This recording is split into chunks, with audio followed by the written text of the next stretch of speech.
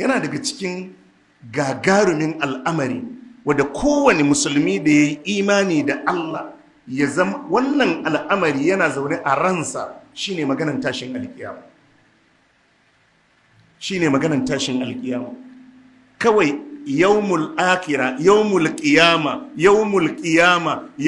qiyama kadai wannan sunan a kira shi da yawmul qiyama ya fi sau 60 Allah ya ambata a Qur'ani. Banda yawmul akhira, banda yawmul tagabun, banda yawmul jam'i, banda yawmul fasli, banda yawmul tanadi, ga sunan sunaye birjik.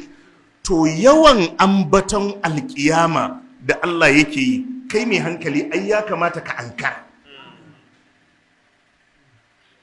Ya rantse a nan, ya yi alkawari a nan, ya ce za a haɗu a ranan, za a yi abu kaza a ranan. Wannan ga mai hankali ya kamata ya mai da hankali zuwa ga wannan al'amari na ranar alkiyama. Wal yawmil maw'ud.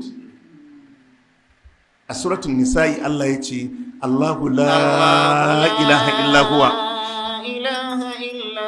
la yajma'annakum ila yawmil qiyamati la rayba fihi wa man asdaqu min Allahi haditha. Allah ya ce Allahu la ilaha illa huwa.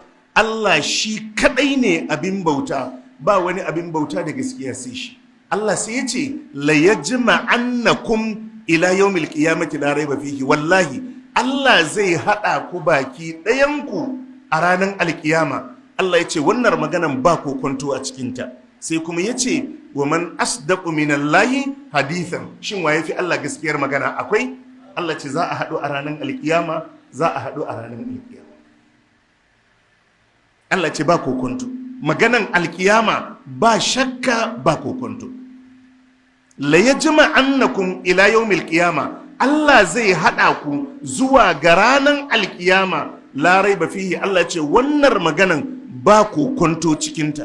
Sai kuma yace wa man asdaqu minallahi haditha. Shin wa yafi Allah gaskiyar magana? Kaga babu, tunda babu maganan alkiyama yana tafi. Allah ce to yana rantsuwa da ranan alkiyama.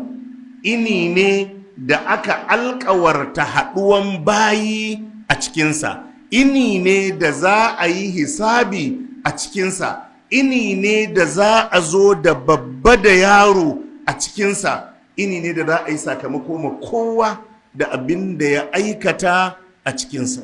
Liyajziyal ladhina asa'u